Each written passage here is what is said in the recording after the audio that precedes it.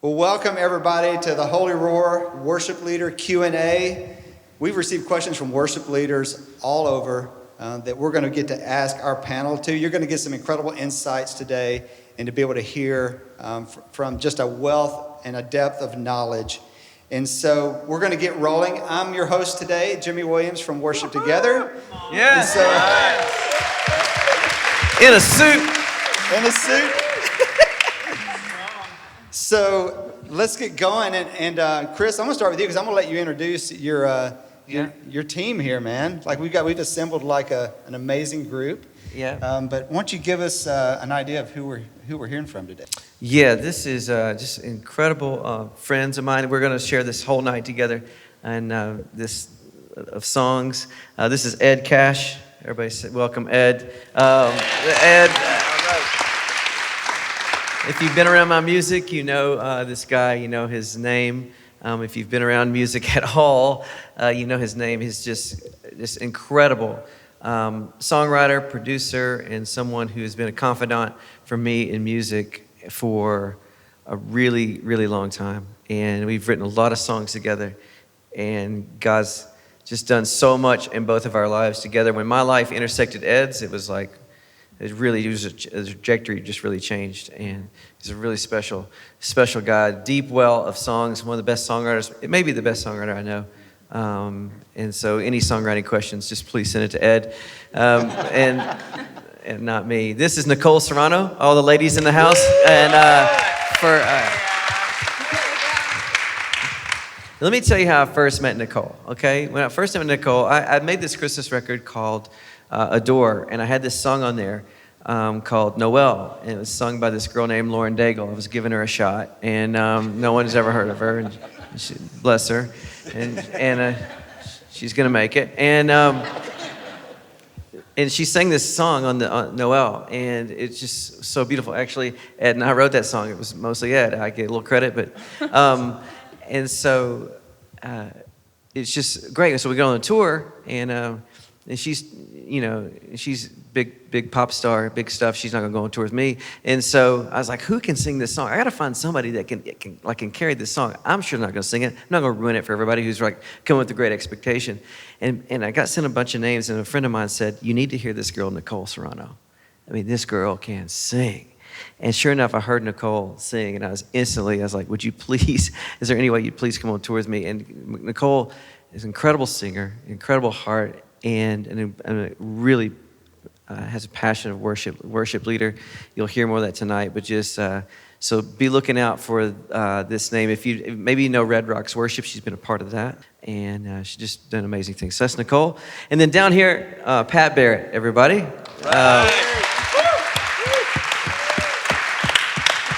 My world intersected Pat.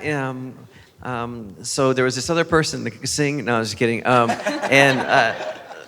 And they couldn't make it. So we got Pat. And no, you probably heard this by now, but my wife played me this song once a couple of years ago. It was Good Father. And she said, this song is she said, Chris, I just want you to hear this song. I really feel like this is something that is for us in this moment and all that we're going through in life. And immediately, I was on my phone when she was playing me this song, and she's like, "Are you kidding me? I just really wanted you to listen to the song. Why do you have to get on your phone right now?" And I was like, "Well, I was Googling who wrote this song, and it was Pat Barrett and Tony Brown. And what a gift that song has been. I get credit for it. I stole it. He wrote it. I stole it. And we're just setting it straight right now.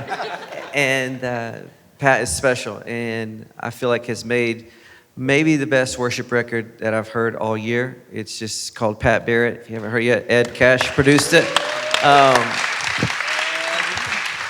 I mean, seriously, Pat is a gift. He is a gift to the church. He's exactly, to me, what needs to be needs to be happening in the church and worship music right now, it is Pat Barrett. I remember when Ed, if I can just say this quickly, I remember when we were making this record and I was helping out and I was like, just giving some kind of guidance here and there. And I remember Ed came to me and he's like, man, I love this guy. I love producing this record. This guy's amazing. He goes, can you help me? I have no idea how to end these songs. He goes, every song goes for like 12 minutes. Pat just keeps going. He just keeps going. And then we do another take and he keeps going and it's completely different than the take we just did. I don't know which one to use. I don't know how to stop the song. I don't know when to tell him we're done. I'm not sure, and it's just beautiful. Pat has this way. He just has this beautiful way, just very fresh, very spontaneous, very just gifted way of leading and writing songs, and an incredible songwriter. And so I'm excited to share this night. All these people are on the record Holy Roar. That's why we're doing this tonight with them. You'll hear from each of them tonight along with myself, but making this record really special. Awesome. Thank you, Chris. And I know when we started talking about how do we introduce these songs to the church, I know it was your heart and your idea. It was like, man, there's no place I'd rather be than with a bunch of worship leaders. And so let's do this event. Let's launch these songs the right way into the church and with the people that are doing the same things that you guys do day in, day out. And so we've actually taken, in order to, just to facilitate this time, we actually collected questions from a lot of the audience. And then there may be some folks that send in questions that won't be here till later. But these are questions. I was actually proud of you guys. Amazing questions, y'all. There wasn't any questions about Pat's hair or his wardrobe, anything like that. You guys are really thoughtful in what you sent in, and I really appreciate that. And so, man, we're going to jump into some of these, and I think there's so much here, just different topics and content-wise. It'll give you a chance to hear from this panel and just to weigh in a little bit, and hopefully there's some things that you'll learn, be able to just take back one nugget or two to your churches, to your teams, that really helps move things forward. So you guys ready? I'm ready, come on. Game? All right, so, man, we're just going to jump right in the deep end. So, Brent from Calvary Baptist just didn't even hold back, man. He's like, I'm just going right there on the first question. So, thank you, bro. Yeah. So he said, what are the thoughts on the current state of worship in the church? And I had a little piece of that that I was interested to hear you guys talk about. Do you see certain themes arising out of the church and songs? And maybe, Chris, maybe we'll start with you, and then we'll kind of go down the line here and let everybody weigh in. That's a great question. First of all, I want to say that, I know this much about worship. I think the more you go, the more you realize, man, I don't know as much as I thought I did, and so I'm not any authority. But I would, what I instantly go to is a conversation with me and my buddy Matt Redman. And Matt and I were talking about his song, The Heart of Worship, and how that song was written. And he said it was written at a time where this explosion of worship music was happening. This is 20-something years ago, over 20 years ago, and this explosion of worship music happening. And he said, in our church, we just really got into ourselves. And he said, we were just really into ourselves. And he said, the pastor's like, this is not right. We are way more into worship than we are into God. And it just feels like we're just way more into playing the right song and the right feeling than we are to really the presence of God and who God is. And he goes, and it just felt this, he just felt weird. He goes, so the pastor did this. He said he just shut he said for the next for however long it takes, he goes, there's going to be no music at the church. And we're just coming together and we're going to open the word and we're going to pray. And if we sing a song, we might sing a song, but it's not going to be led by anyone. And Matt's instantly insecure. It's like, okay, I'm lost my job. I just started. He said, I'm new. And he goes, now there's no more music. And I'm like, is this my fault? Did I do this? All these kind of things. He said during the time, and he goes, and it was during that time, that break, he said, I got a call from the pastor, and he said, next Sunday, I would love for you to lead. I'd love for you to lead again. And he said, I just picked up my guitar one night and just started writing this, when the music fades and all is stripped away. And I simply come, I'll bring you more than a song, for a song in itself is not what you require. I'm coming back he said it was very personal, just in my room. I'm coming back to the heart of worship, and it's all about you. I'm sorry, Lord, for the thing I've made it. because it's all about you. I mean, you can't get more just pouring out your guts.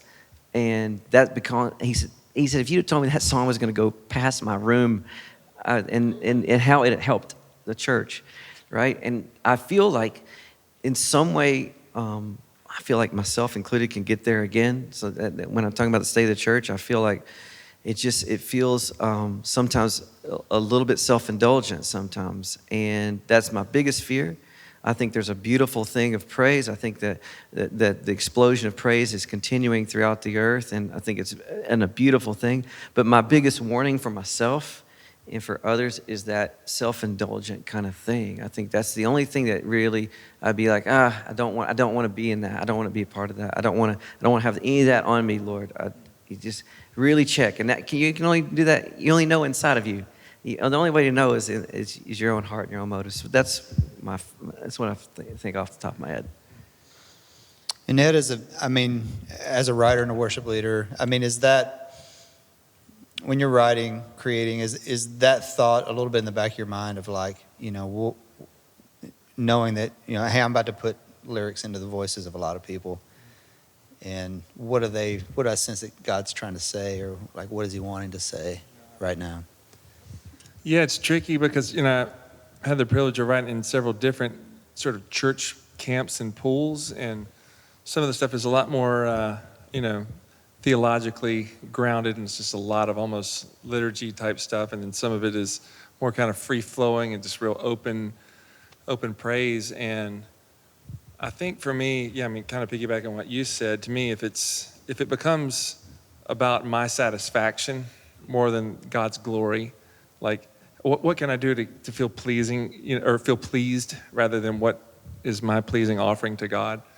That's to me where it gets sticky. And so where I always try to come at it from a writer standpoint is just having an attitude of humility, like, Lord, what do you want to say? What do you want to breathe through me? Because we've all been in writers' rooms where we've tried to come up with something that was going to be the next great thing, and to me, without God breathing on it, without the Lord driving the ship, it is just a fruitless effort. I've been part of that before, and I've left just feeling pretty unsatisfied. So to me, the ultimate satisfaction is, I think, laying our lives down and just like that heart of worship. That just nails it to me.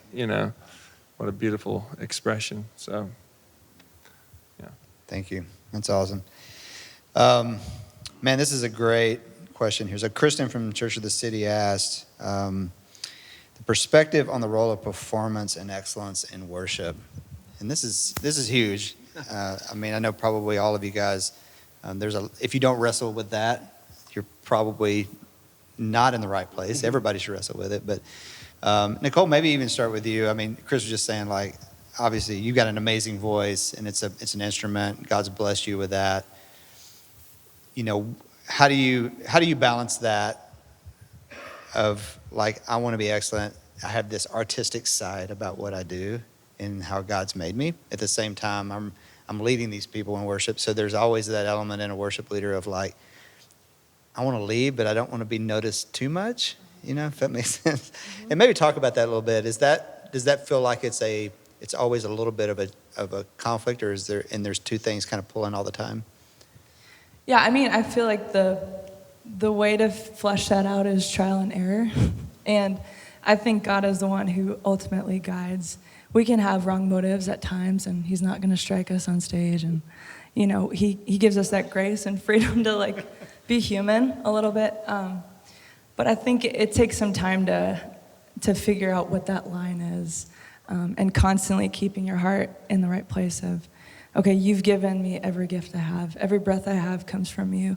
So it's kind of dumb to think that I can do anything of my own skill or volition or anything of my own striving. And so I think it's just a constant thing of, okay, God, everything I have is yours. And I don't think there's anything wrong with doing vocal lessons or doing, learning. And I think that's honing your craft, and that's stewarding the gift God's given you.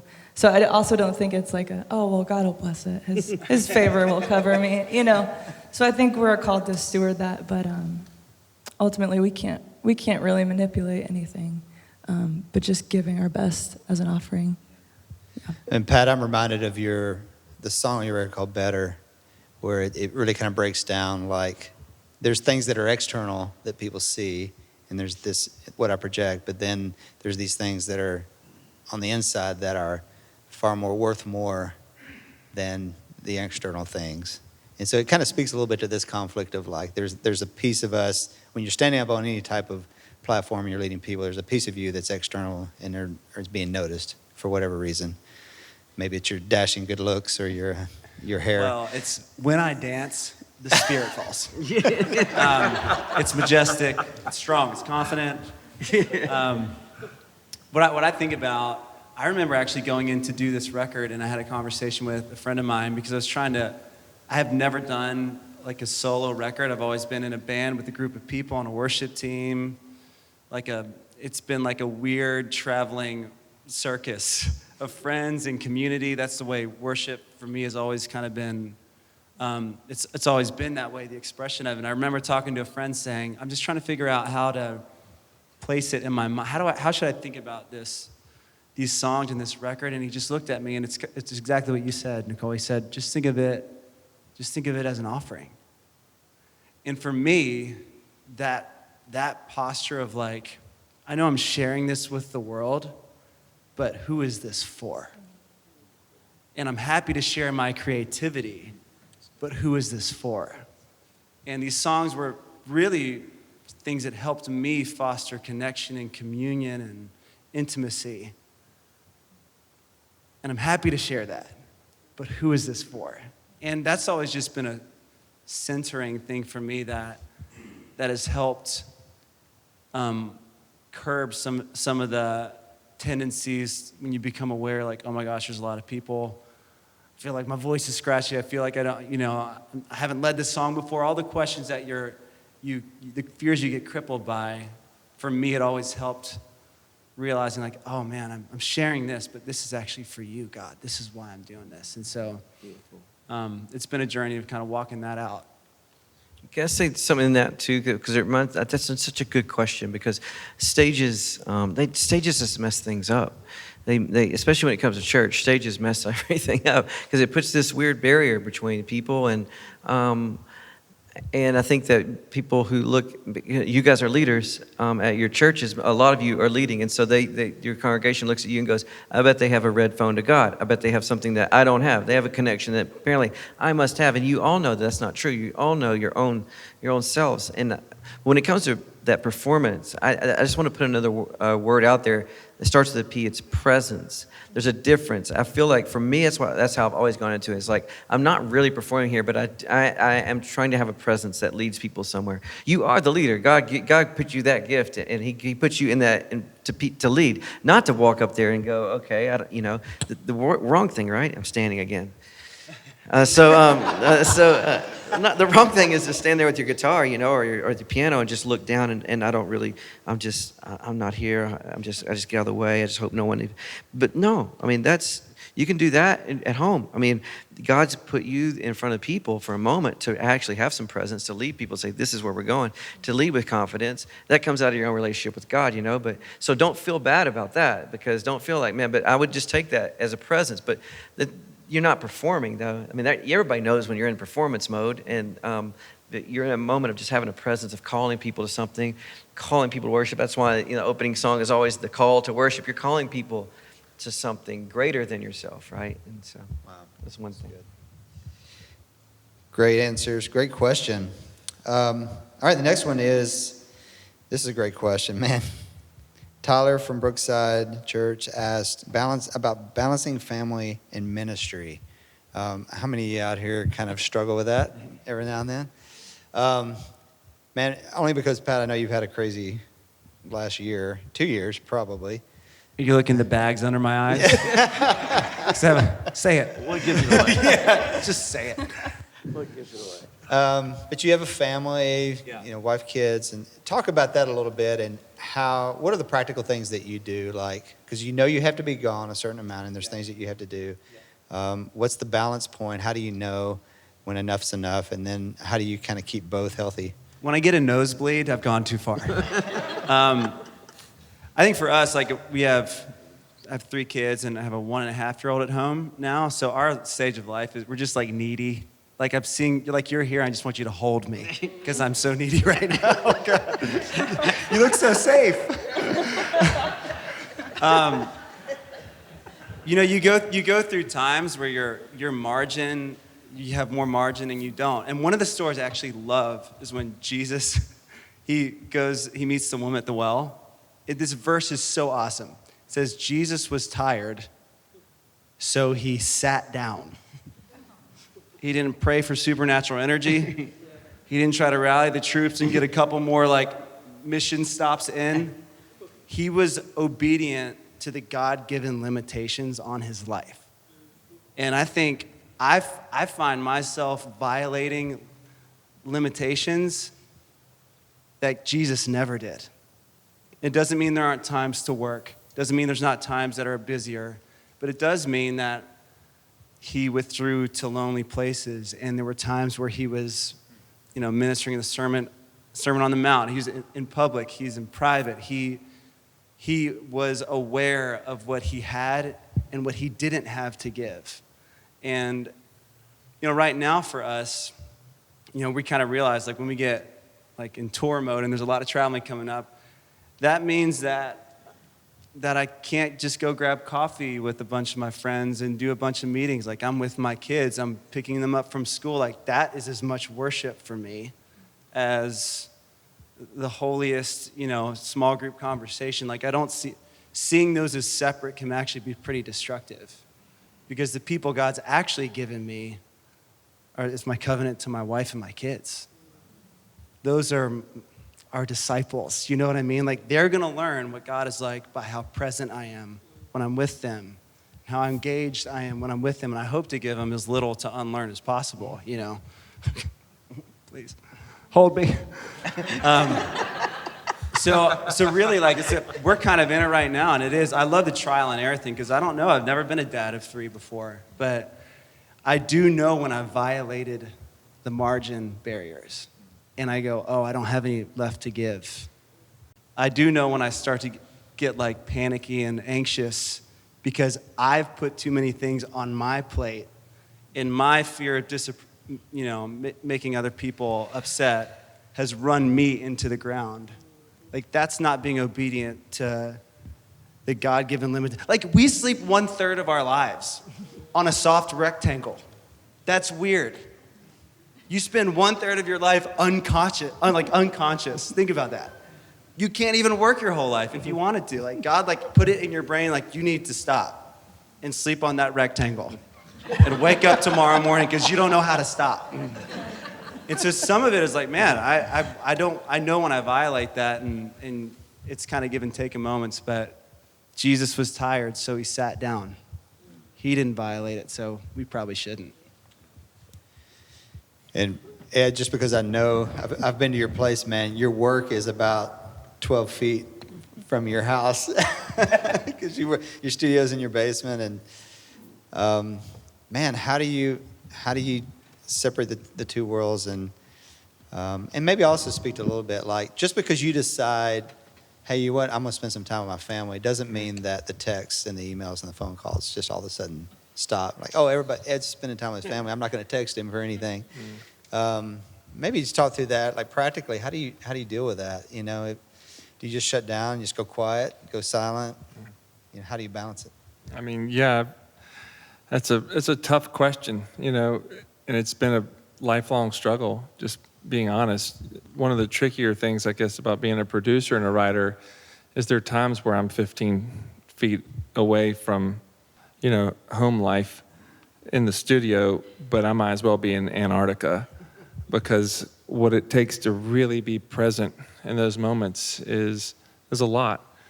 Yet I have 4 kids and have a wife, and who are all very important to me.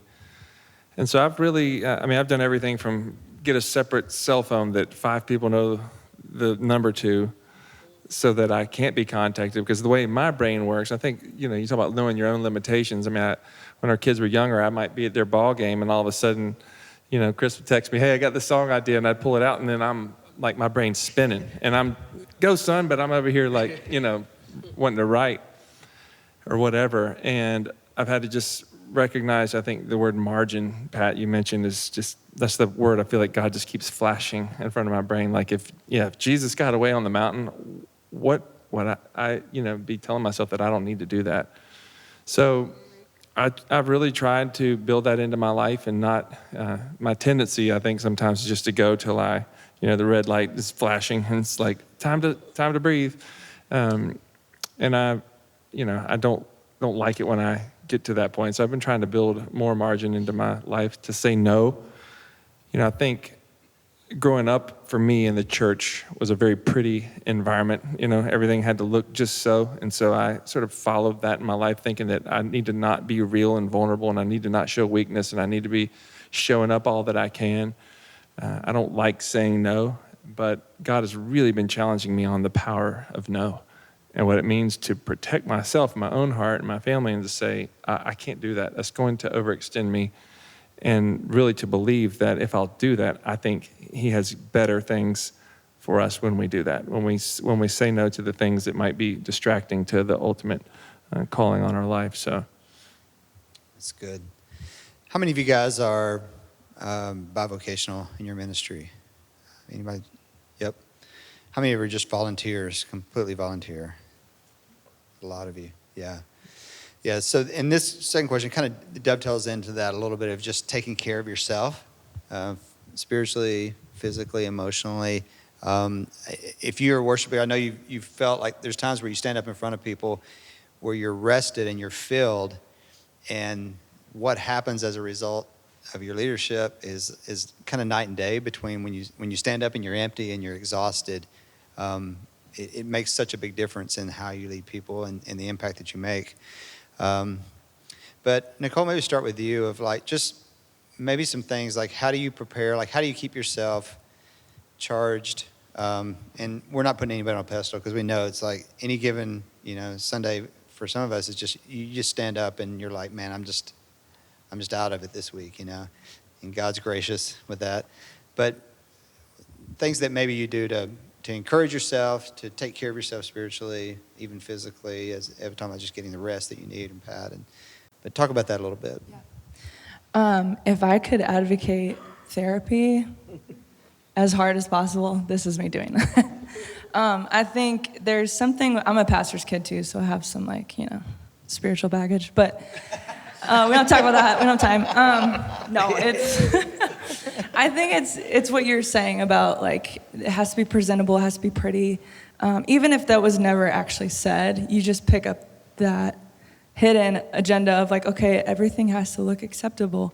So I actually found myself in a place of being in front of thousands of people every weekend and trying to look good and smile, and realizing that my mental health, my inner life was just freaking out. Like I just couldn't do it. It was too much pressure. And I just wasn't taking time to actually sit with things that happened in the past, things that are in the present. And I think that's kind of what Scripture's talking about when Paul writes about worship in spirit and truth. We worship always from a place of truth. But I think sometimes that requires us to actually look at what's going on in life, or owning the things in our life, and then offering that as worship. We can't offer something that we haven't owned yet. And so I think that's been the biggest thing. I could say a bunch of stuff, but that's the most true thing for me, is just, okay, God, you're going to sit with me in my house when nobody's looking at me, and you're going to walk me through things, because that's an act of worship. So find a therapist. It's great. You can hire Pat. I think Pat's available in certain... Yeah, I'll be really helpful. Chris, talk a little bit about just, your process. I mean, I know there's probably when you've got an amazing band and you guys are out and you guys play so well together, it would be real easy just to check out. It's like, oh man, the guy's got it. And so maybe just talk through a little bit of your process, even heading into before you lead, what are some things that are running through your mind? Do you pull away a little bit in advance, just try to collect things? And, when there's, people always want to chat and, there's conversations to be had. And Yeah, it's a massive responsibility to lead, to be a worship leader, to be someone at church that leads. It's very different than any other genre of music. Just walking up and playing whatever the hits are. You're actually helping people, leading them to God and leading them to relate, and a lot of what they know is a relationship with God through songs and all those kind of things. So it's a big responsibility, but it's a massive privilege too. And so for me, I'm in a mindset always of I take very seriously. I've done thousands and thousands of concerts now, and every one of them, I can tell you, I'm not always on my game in every way, spiritually or whatever, but I do take it very seriously. And I think, I'm always asking God.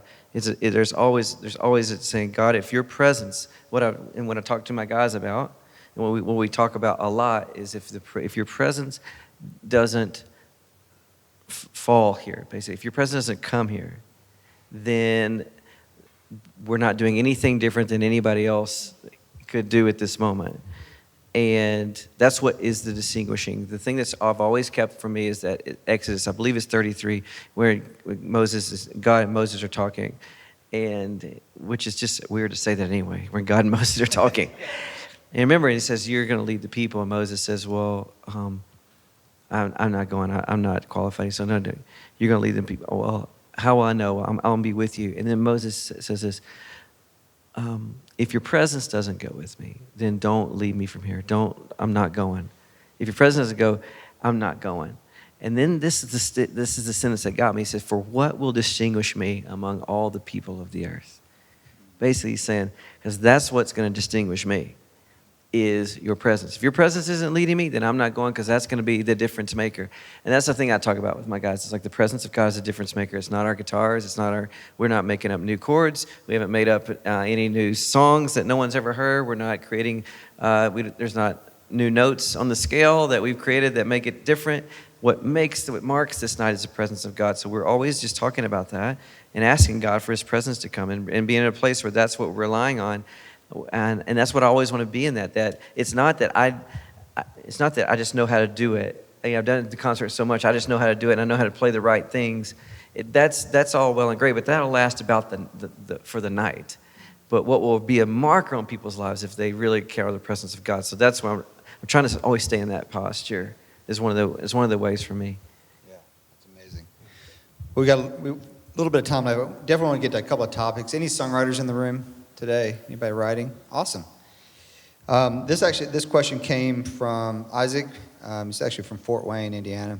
He asked, how does your collaborative writing process work with someone you've never written with before? Which is interesting. How do you decide when you want to co-write and who you want to co-write with? And maybe Ed, we'll start with you on this. This is interesting because you do this a lot, as do I think all of our panel, but because you work with a lot of different artists and writers. And what does that process look like? Maybe even what's the value that you see in it, and how you choose kind of how you proceed and the people that you work with. Ken, before Ed goes, I want to talk about the first time I wrote with Ed. Oh boy. Talking about never writing with someone before and you don't know. And I just heard that this guy is this amazing producer, and I'd heard some of the music he produces. And I was like, gosh, this music sounds so cool. I wish my music could sound like that. And they're like, well, you need to meet Ed Cash. He's the one making all that. I was like, okay. So I call Ed, and I was like, man, I don't know you, but my name's Chris Tomlin. I'm writing worship songs. This is early in the days. And I'd love for you to produce my music, and this is going to abbreviate a lot of this, and I'm not going to let him speak into it. But I said, he's basically said, yeah, man, that's great.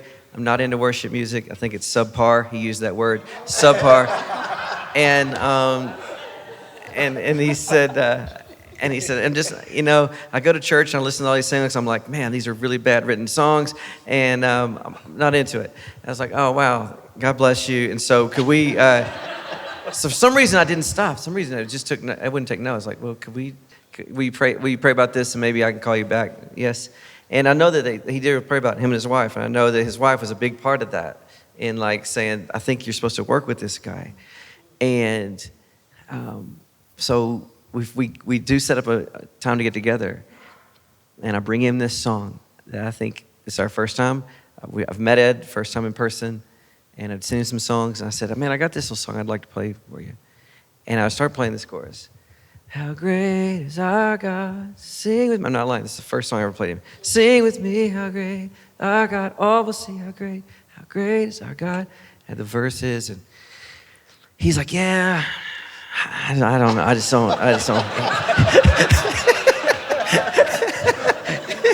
You know it's true. And so this is what I love about Ed. This is when I knew that I was with someone that would change the trajectory of my life. He's standing there, he's like, oh, that's a good song. He said, I think it's okay. He's like, and I'm just sitting there thinking, who's this guy think he is? I just poured out my heart, played this song in front of him. He's like, it's okay.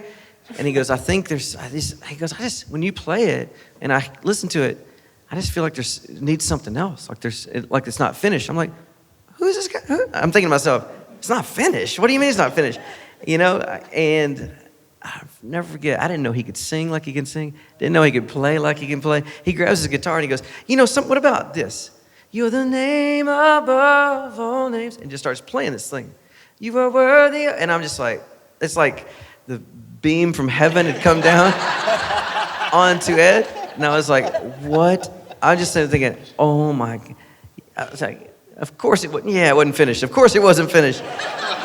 Now it's finished. I mean, this is like amazing. That was our first time to ever be together. And that song came, How Great Is Our God, writing that song. I'm so glad that, somebody's really honest. Ed's really honest about what he's thinking about songs, and it really helps. And that was my all-time favorite co-writing experience, because that was a new relationship, and we didn't know how it was going to go. And say that moment changed both of our lives in an amazing way. But and now Ed, isn't it hilarious that Ed is like the guy that is like, if you want to get your subpar worship music produced, it's Ed Cash that's producing it, and it's like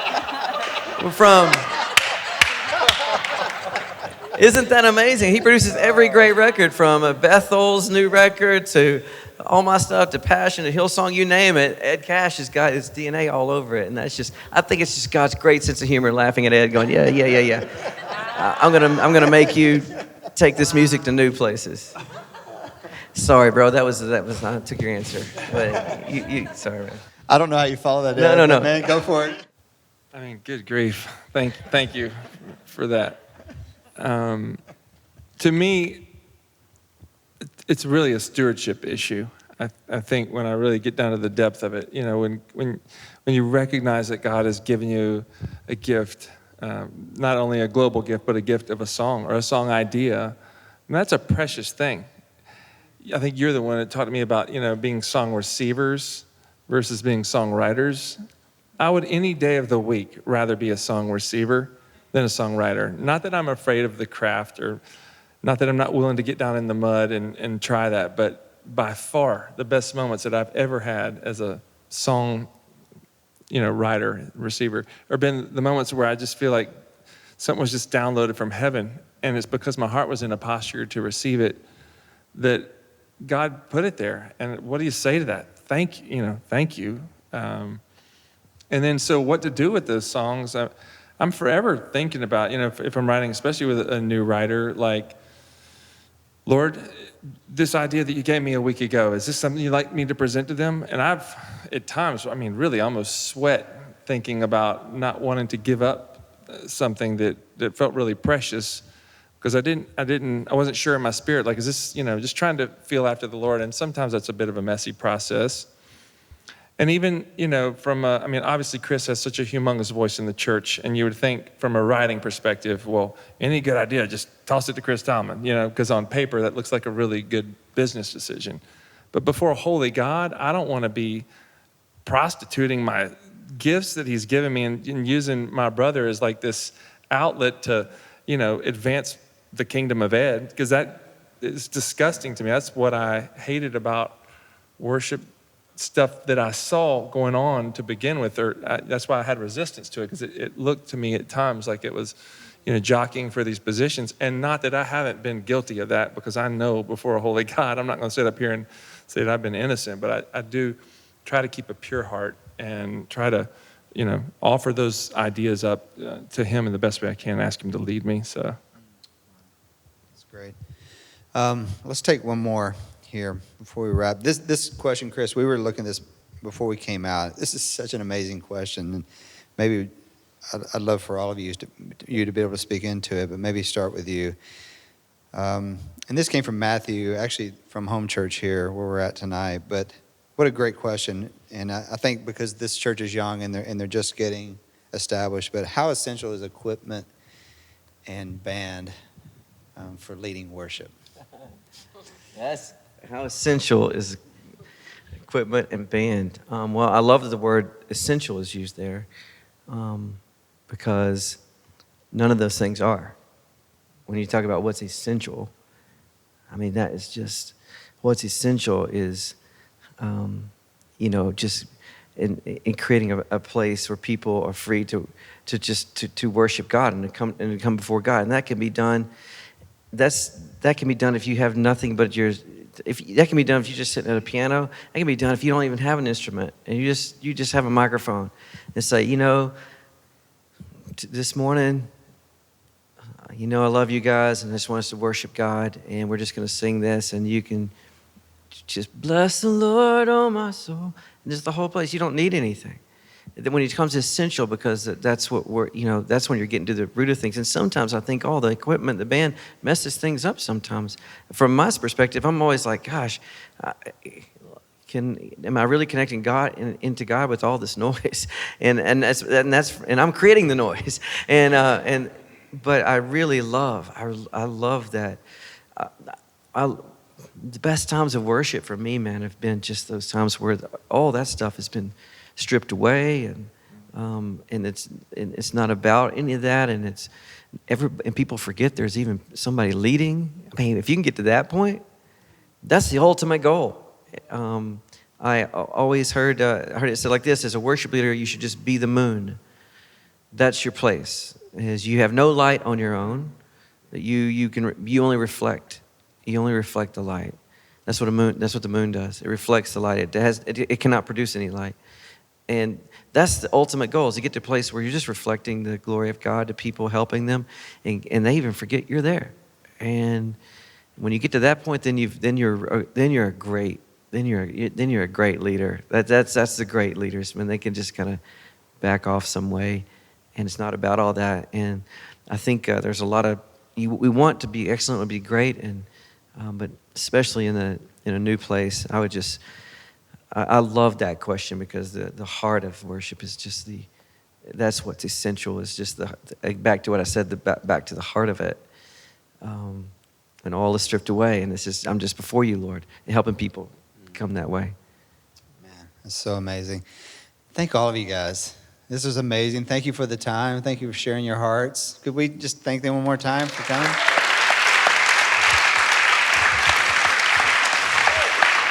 Thank you so much.